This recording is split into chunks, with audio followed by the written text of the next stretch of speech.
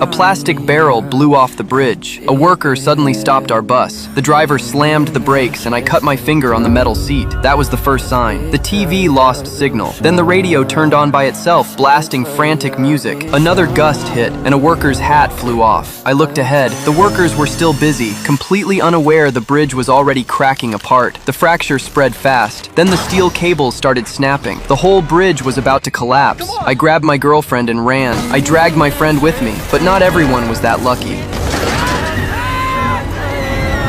One man stayed on the bus, still talking on his phone. Then the bus dropped straight into the river. I watched him get thrown around inside before he was slammed against the window, unable to move. The bridge turned into chaos. Cars slid, people screamed. The last cables kept breaking. Then the bridge split into 3 sections. A lot of people were trapped in the middle. That was when I noticed the steel frames on both sides were still intact. I grabbed my girlfriend's hand and told her to keep moving. She was shaking, but step by step, she made it across. Just as I was about to follow, I heard my friend screaming for help. I turned back and pulled him onto the steel frame too. But in the chaos, he had lost his glasses. He could barely see where he was stepping. Then the frame jolted hard. I wrapped myself around it just to survive. My girlfriend reached for him, but she couldn't hold him. He fell into the water.